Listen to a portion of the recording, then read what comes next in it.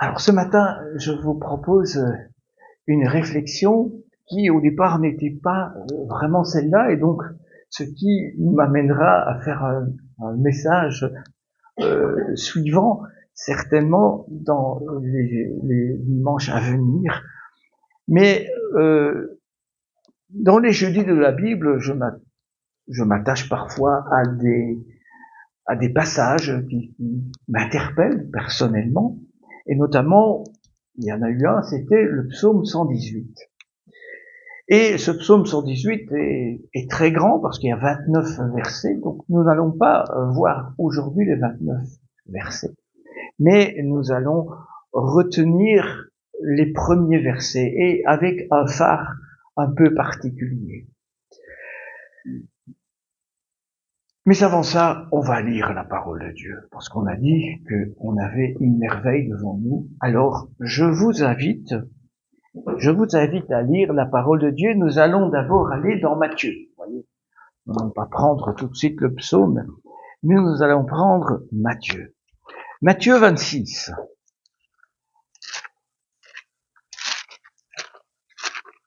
Matthieu 26 et les versets 51 à 54, là encore, des passages qui nous sont connus, et on vient de prendre la scène, mais c'était juste avant ça que c'est au moment de l'arrestation de Jésus.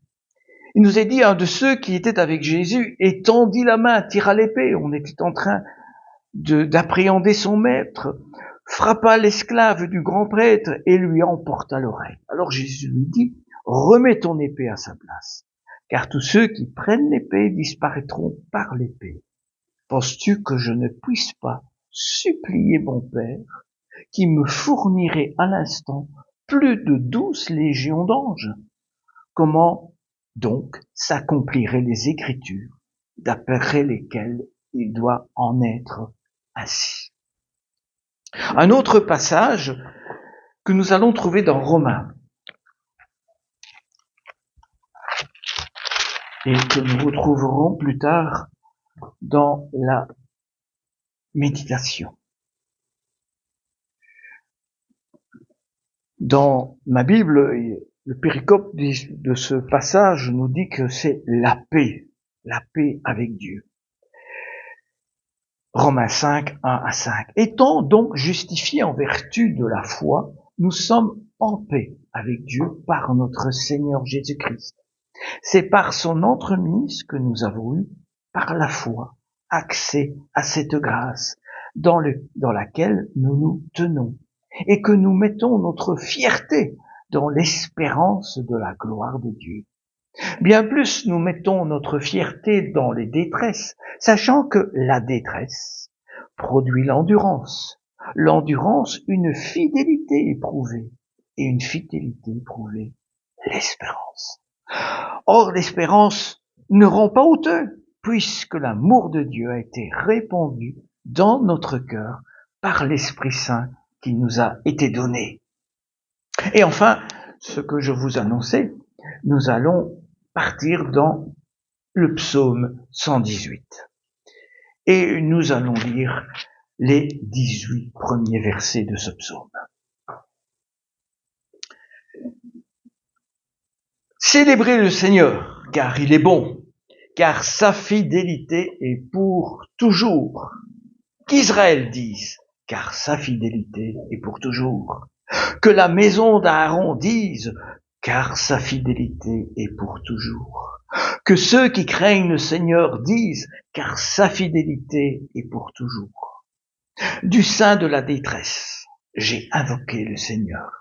Le Seigneur m'a répondu, il m'a mis au large.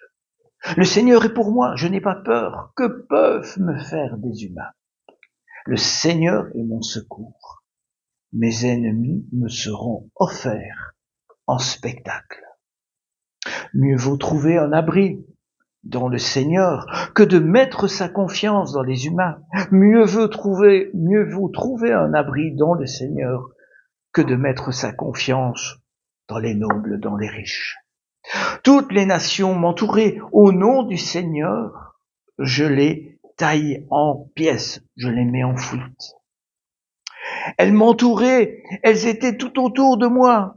Au nom du Seigneur, je les mets en pièces, je les mets en fuite. Elles m'entouraient comme des abeilles, elles s'éteignent comme un feu d'épine. Au nom du Seigneur, je les taille en pièces. Tu me poussais fort pour me faire tomber, mais le Seigneur m'a secouru. Le Seigneur est ma force et ma puissance. Il a été pour moi le salut. C'est pourquoi des cris de joie et de salut s'élèvent dans les tentes des justes. La main droite du Seigneur déploie sa force. La main droite du Seigneur est élevée. La main droite du Seigneur déploie sa force. Je ne mourrai pas, je vivrai. Je raconterai les œuvres du Seigneur. Le Seigneur m'a corrigé. Il ne m'a pas livré à la mort. Jusque-là, ce passage qui, dans une autre méditation, reviendra aussi. Quand on lit ce texte, et si on le lit jusqu'au bout, ce qu'on n'a pas fait, mais c'est un cantique de louange. C'est un cantique de délivrance que l'on a là. L'auteur du psaume, on n'a pas le nom de l'auteur. On pourrait supposer que c'est David, mais peu importe. Mais c'est aussi, vous le verrez une prochaine fois, un psaume qui annonce quelque chose à venir, quelque chose de grand, au point que lorsqu'on analyse le texte, la suite du texte, eh bien, il y a des allusions au Nouveau Testament, il y en a 14 allusions au Nouveau Testament. On appelait ça un psaume messianique. Il annonçait la venue du Christ. Mais ici, je vous propose d'en partager plus particulièrement un thème central. Et ce terme central est tout début de ce psaume, car sa fidélité est pour toujours. Alors, peut-être que dans vos Bibles, il est parlé son amour, sa bonté, sa miséricorde, sa loyauté, selon les versions. J'en ai pris 10 et il y a de tout.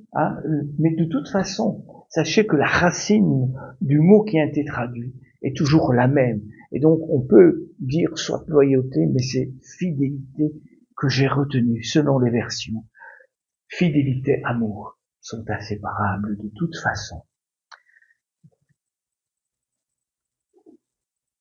Célébrez le Seigneur car il est bon. Célébrez le Seigneur car il est bon. Et l'auteur du psaume s'emploie à exhorter le peuple d'Israël. Il se dit, il faut que le peuple dise ces choses. Les prêtres, c'est la maison d'Aaron, c'est ça, la représentation. Parce que ce n'est pas seulement les gens, mais ceux aussi qui ont la charge de conduire le peuple et tous ceux qui craignent l'Éternel. Nous faisons partie de ces gens qui doivent aussi crier. Et j'aurais bien dit, lorsque j'ai lu ce texte, que tous ceux qui craignent le Seigneur disent car sa fidélité est pour toujours, et que l'Église qui est vraie dise car sa fidélité est pour toujours. Ce psaume, et avec d'autres, c'était des psaumes, du psaume 113 au psaume 118, c'était des chants qui accompagnaient comme ça les fêtes juives. Mais ce qu'on voit, c'est que ce psaume a une valeur qui est beaucoup plus importante. Il est attribué à tous les êtres humains, juifs et non juifs, et à tous ceux qui craignent l'Éternel. Mais on pourrait se poser la question de savoir, mais c'est quoi la fidélité? C'est quoi la fidélité? Alors, on pourrait dire que c'est une vertu qui fait référence à la fiabilité, à la confiance, à une confiance totale. On dit de quelqu'un qu'il est fidèle quand on peut compter sur lui, quand on peut s'appuyer en toute sécurité sur lui. Oh oui, ça c'est vraiment quelqu'un, j'ai vraiment totalement confiance en lui. Ce que l'on trouve en Dieu, c'est encore plus grand, beaucoup plus grand. Cette constance de Dieu, cette fidélité de Dieu, c'est un attribut.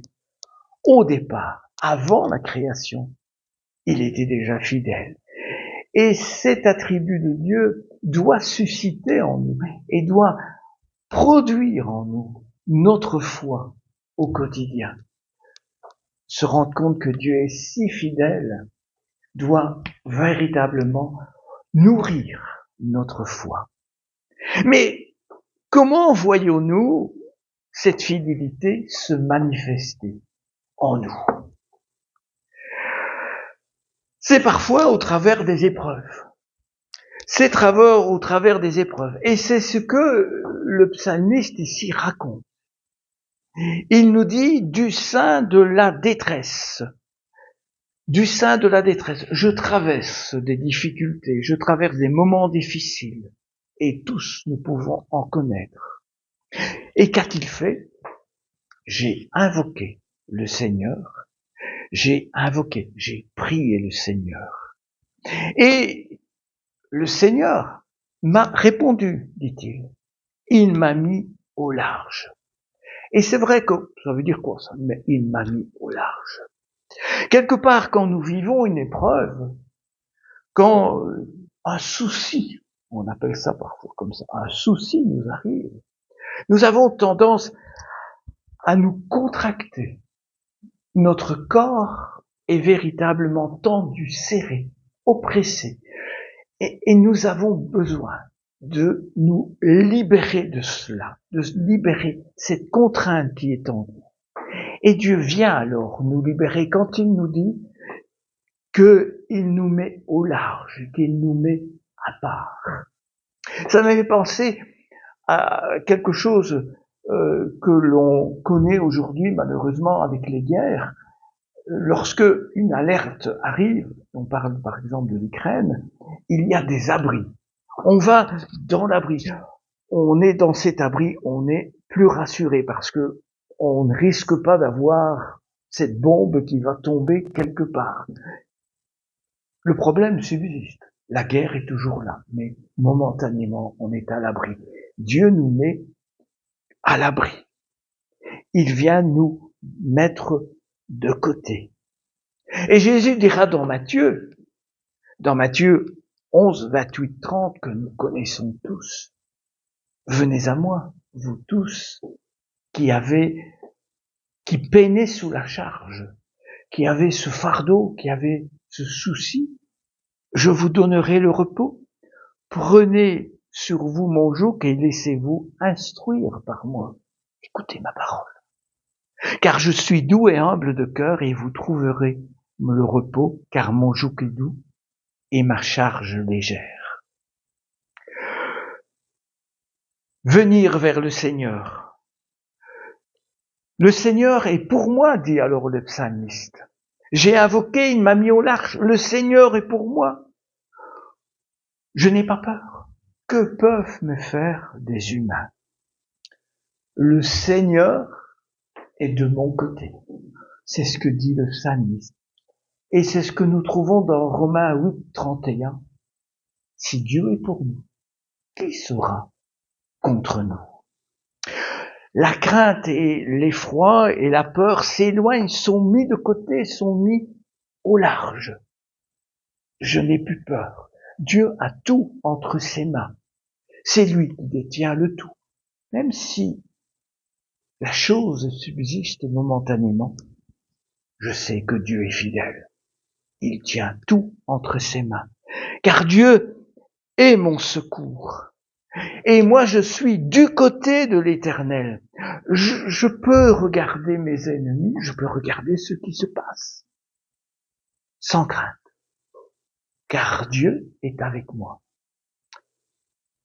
Je le dis, mais je dis que ça n'est pas aussi facile. C'est facile de le dire. C'est peut-être moins facile de le vivre. Dieu est avec moi. Dans nos détresses, souvent, nous avons d'abord recours à nos propres moyens. Nous nous enfermons dans nos propres moyens, dans nos propres forces. Et nous cherchons aussi, souvent, quand il nous arrive quelque chose, selon les circonstances, nous cherchons des coupables. Nous nous défendons. Et au bout du compte, on est toujours, et parfois encore davantage dans l'épreuve. Alors, notre première démarche, c'est de donner la priorité à Dieu, de se tourner vers lui, de l'invoquer, de chercher auprès de lui le véritable refuge. C'est l'invitation qui nous est faite et qu'on a lue au verset 8 et 9. Mieux vaut trouver un abri dans le Seigneur que de mettre sa confiance dans les humains. Mieux vaut trouver un abri dans le Seigneur que de mettre sa confiance dans les hommes, dans les nobles, dans les riches, dans ceux qui ont peut-être les moyens financiers, je ne sais pas dans quoi le psalmiste voulait dire, mais en tout cas, dans quelque chose qui là n'appartient pas au Seigneur, mais c'est au Seigneur. Trouver un abri, un refuge, c'est mettre sa confiance d'abord dans le Seigneur seul. Alors, j'ai repris une phrase de Calvin qui disait « Craindre les hommes, ne fût-ce qu'un peu, c'est enlever à Dieu sa gloire et se priver soi-même de gloire et de paix. » Autrement dit, c'est une autre manière de dire, lorsque l'épreuve nous arrive, c'est d'abord et d'abord vers Dieu qu'il faut nous trouver, nous tourner. Les versets 10 à 12 que nous avons lus, les nations m'entouraient, je n'ai pas, disons, développé, mais ça nous montre l'ampleur que la détresse peut avoir. Parce que si nous avons un conflit entre des personnes, une personne ou quelques personnes, mais lorsque ici il s'agit de nations, on peut s'imaginer que c'est une ampleur extraordinaire. Dieu donne les moyens de mettre même ces hommes et ces femmes en pièces, de les mettre au large ou de les mettre en fuite. Et souvenez-vous, il y a quelque temps, je vous parlais d'une histoire avec Abraham. Abraham qui a vu son Lot appréhendé et pris en otage, on va dire comme ça. Pris en otage. Et Abraham va avec 318 hommes, les meilleurs. Il a pris les meilleurs, il va mettre en fuite et battre sa croix. Et le roi de Sodome va lui dire, écoute, moi j'ai plus rien à dire sinon que béni soit Abraham par le Dieu très haut qui produit le ciel et la terre, béni soit le Dieu très haut qui t'a livré tes adversaires. Impossible, ce sont des nations, rien n'est impossible à Dieu. C'est pourquoi le psalmiste, par 3 ou 4 fois, mais j'en ai pris 3 je pense, il va répéter, le Seigneur est mon secours. Le Seigneur m'a secouru. Le Seigneur est ma force. Le Seigneur est ma puissance. Il a été pour moi le salut. Versets 7, 13 et 14. Dieu, constamment, est fidèle. La fidélité de Dieu est constante. Et elle est constante dans l'accomplissement de ses promesses.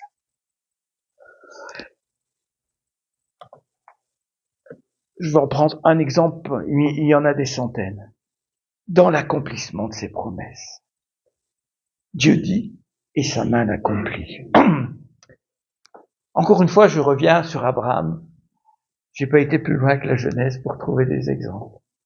Mais il nous est dit, dans Genèse 13, 16, Dieu dit, je rendrai ta descendance aussi nombreuse que les grains de poussière de la terre. Si l'on pouvait compter les grains des poussières de la terre, alors on pourrait aussi compter ta descendance. La fidélité de Dieu est un pilier sur lequel je peux m'appuyer. C'est un roc qui ne peut subir ni érosion ni dispersion.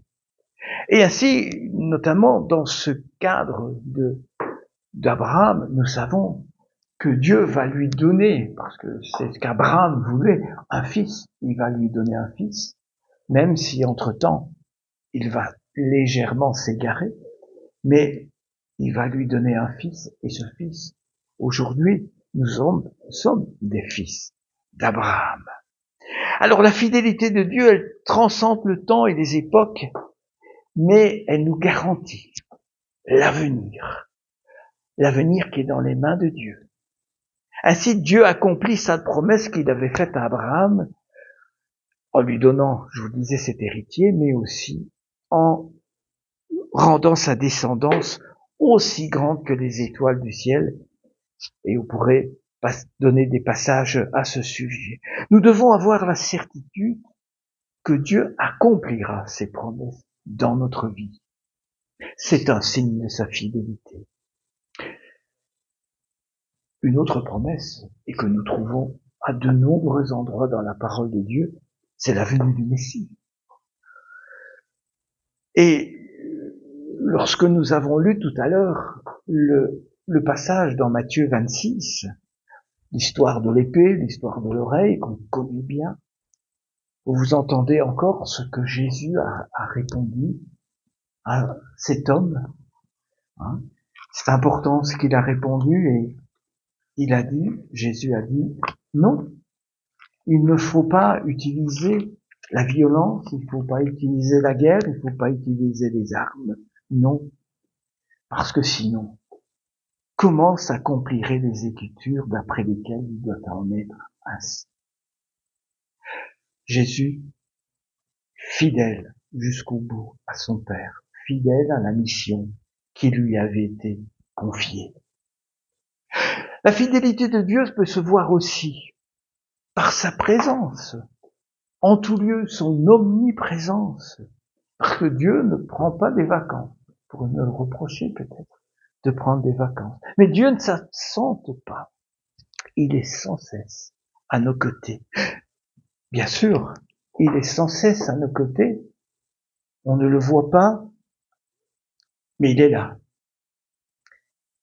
Et il faut que nous restions proches de lui dans notre cœur.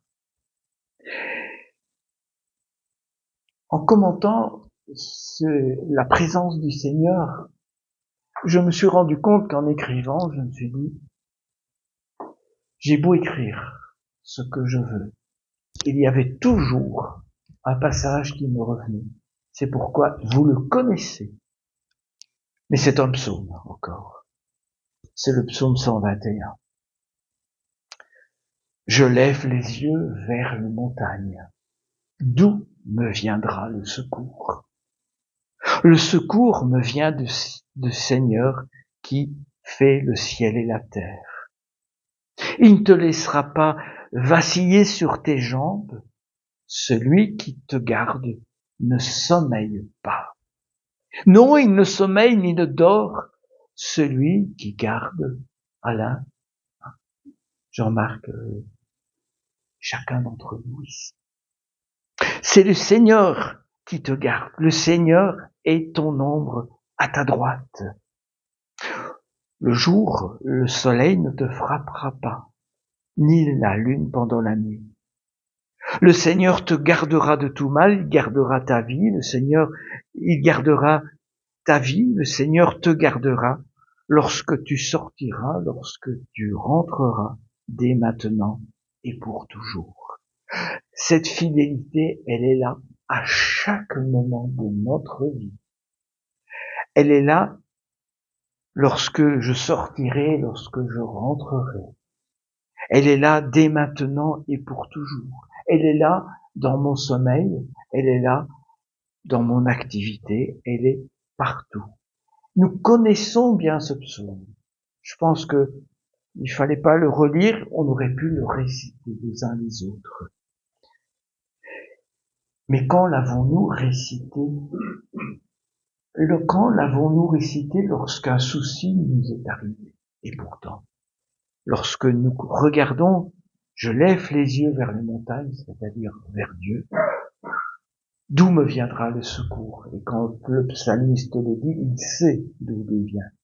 Le secours me vient du ciel, du Seigneur, qui fait le ciel et la terre. Je pense que nous, lorsqu'un souci nous arrive, nous devrions réciter, et bon, bien sûr, pas simplement par de mémoire, mais vivre ce qui est dit dans ce psaume. C'est une prière lorsque nous sommes éprouvés. Un autre passage d'Ésaïe nous dit, n'aie pas peur, je suis avec toi. La présence du Seigneur est là.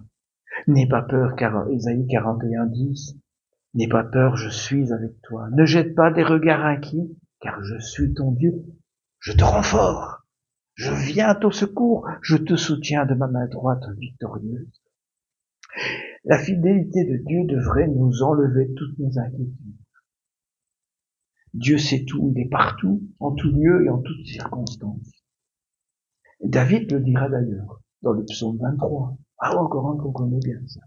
Psaume 23:4. Si je marche dans la vallée de l'ombre de la mort, je ne crains aucun mal, car tu es avec moi. Ta houlette et ton bâton me rassurent. Voilà mon réconfort. Dieu est fidèle dès le matin. Et ça nous a été rappelé mercredi dernier, lors de la prière inter-église. Guy a ouvert la parole de Dieu en relisant les lamentations d'Érémie, les versets 3, chapitre 3, les versets 22 à 26. C'est un passage tellement connu et qu'on aime bien dire, mais ça nous montre encore une fois la fidélité de Dieu.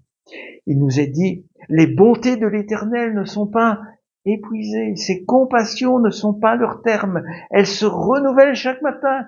Oh, dit Jérémie, que ta fidélité est grande. L'Éternel est mon partage, dit mon âme. C'est pourquoi je veux espérer en lui. L'Éternel a de la bonté pour qui espère en lui, pour l'âme qui le cherche. Il est bon d'attendre en silence le secours de l'Éternel. Il y a là une nette corrélation entre la bonté et la fidélité. La fidélité découle de la bonté, et la bonté est parfaite par la fidélité. Et c'est cette bonté qui permet à Dieu d'initier pour chacun de bonnes choses, de bons projets, des bénédictions. La fidélité, donc la garantie qu'on peut entrer en possession et jouir des bontés de Dieu dans notre vie. La fidélité de Dieu, nous le disons, il y a des versets qui le disent. Il est le même hier, aujourd'hui, éternellement. Dieu ne change pas. Il est constant dans son être, dans ses perfections, dans ses plans. Ses plans sont oui, amen. Ils changeront pas. Ils sont là. Et il est constant. Et il agit dans ses promesses. C'est pourquoi Jacques dit, Jacques 1:17, toute grâce excellente et tout don parfait descend d'en haut du Père des Lumières, chez lequel il n'y a ni changement, ni ombre de variation. Toutes les perfections infinies qu'il possédait, Dieu avant la création, depuis l'éternité, sont les mêmes aujourd'hui et ne changeront jamais pour l'éternité à venir. Cela revient à dire qu'il ne change pas de nature. Ça veut dire aussi que Dieu a guéri dans le passé. Il guérit aujourd'hui. Dieu a béni dans le passé. Dieu continue de bénir. Aujourd'hui encore. Et il peut te bénir et te surprendre et nous surprendre au-delà de ce que nous pouvons imaginer. Car Dieu est fidèle. Dieu est fidèle. Éphésiens 3:20 nous dit à celui qui peut, par la puissance qui est à l'œuvre en nous, faire infiniment au-delà de ce que nous demandons ou pensons. Oui, Dieu peut encore faire tellement de grandes choses. Nous devons le croire, parce que Dieu est fidèle. Dieu est fidèle parce que son amour est infini. Son amour n'a pas de fin. Sa fidélité ne démord pas alors même que ses enfants se révèlent jour après jour ingrats et aussi infidèles. On trébuche, on tombe, on se laisse emporter. Paul l'a reconnu par lui-même par cette parole. Si nous ne sommes pas fidèles, lui, il reste fidèle. En effet, il ne peut pas faire le contraire de ce qu'il dit. Trouvons ces paroles dans 2 Timothée 2,13. Si nous ne sommes pas fidèles, lui, il reste fidèle. On peut encore revenir sur Abraham, qui se laisse influencer par Sarah afin d'emprunter une autre voie et d'accélérer le projet de Dieu pour avoir un enfant. Par cet acte, Abraham s'est montré infidèle. S'est montré infidèle vis-à-vis de l'alliance qu'il avait faite avec Dieu. Et pourtant, Dieu a gardé sa fidélité envers Abraham. Souvenons-nous de ça aussi. Dieu a renouvelé cette alliance avec lui et il lui a promis de multiplier sa descendance à l'infini. C'est ce qu'il a fait. C'est ce qu'il a fait. Alors,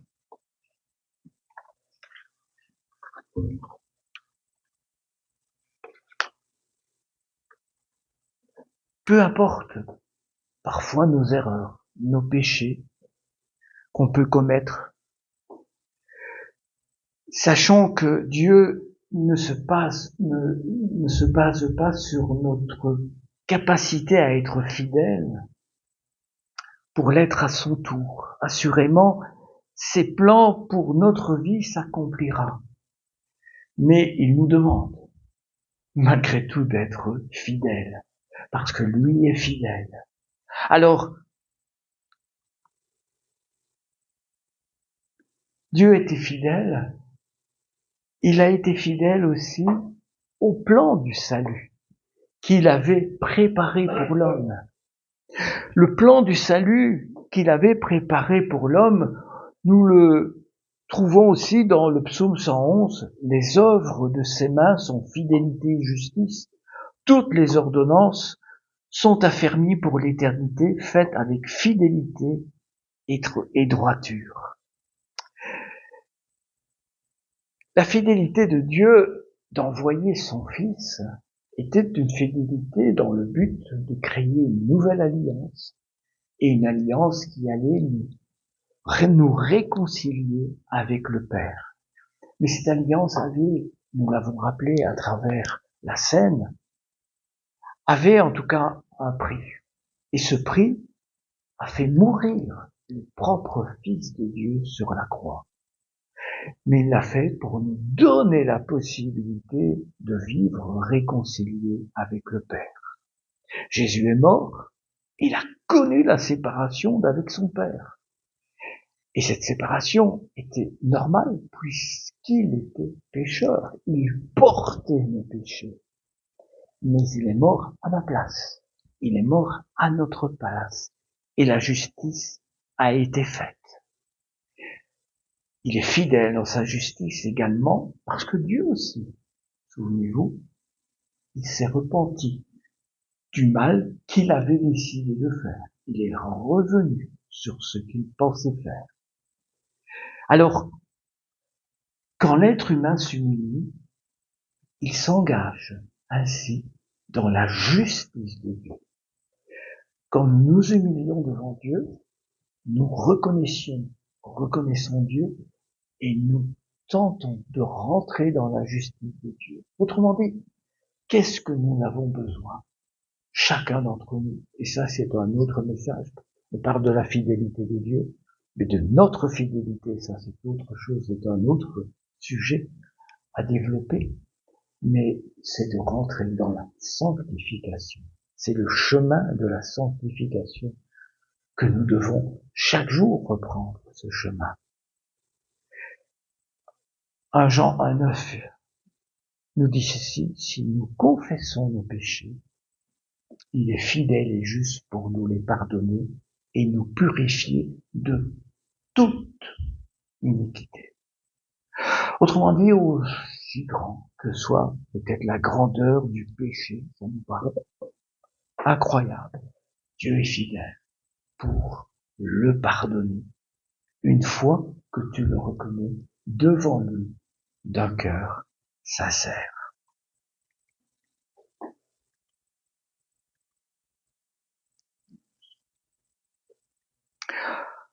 Alors nous arrivons à la conclusion. La conclusion, c'est, je ne pourrais pas dire autrement, Dieu est fidèle. Il le restera. Fidèle, il l'est dans ses promesses et dans leur accomplissement. Fidèle à son alliance qu'il a faite avec nous. Fidèle pour nous aider, nous relever, nous protéger, pour nous pardonner. Quand je dis fidèle dans son alliance, rappelons-nous une chose importante. C'est que le document qu'il a signé, l'alliance qu'il a signée, elle n'est signée que par le sang de Jésus. Il n'y a qu'un seul qui a signé. Or, une alliance, il y a toujours deux. On est toujours deux quand il y a une alliance. Donc, à partir du moment où nous entrons dans l'alliance avec le Seigneur, c'est comme si aussi nous avions signé cette alliance avec lui. Peut-être de temps en temps, nous égarions dans nos pensées. Rappelons-nous que nous avons signé un papier avec le Seigneur. Nous avons signé aussi une alliance. Lui est fidèle. Restons fidèles. Alors, ce que Dieu attend de nous, c'est que nous lui restions fidèles, que nous lui soyons fidèles, que nous soyons ses vases d'honneur pour sa gloire. Je reprends un peu l'histoire de Jérémie, mais tout comme le potier qui manie et façonne l'argile, Dieu travaille nos vies aussi jour après jour en nous rappelant que nous sommes son ouvrage. Nous avons été créés en Jésus-Christ pour des œuvres bonnes que Dieu a préparées d'avance afin que nous y adonnions. Éphésiens 2:10. Et pour terminer ce message, je pouvais écrire un commentaire supplémentaire, ce que j'ai fait. Et je me suis arrêté de l'écrire encore une fois parce que je me suis dit, la parole de Dieu parle mieux que moi. Alors, je vais relire le texte que nous avons lu au début de ce message dans Romains 5. Parce que ça nous concerne. Romains 5,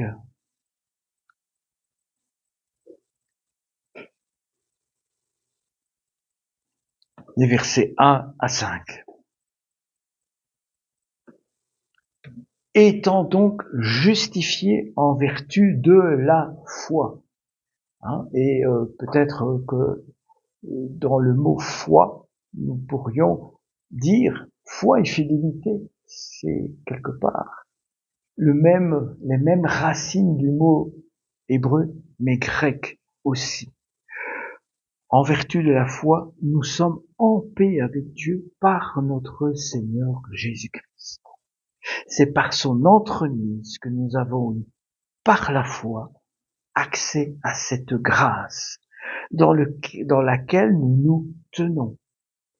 Et nous mettons notre fierté dans l'espérance de la gloire de Dieu.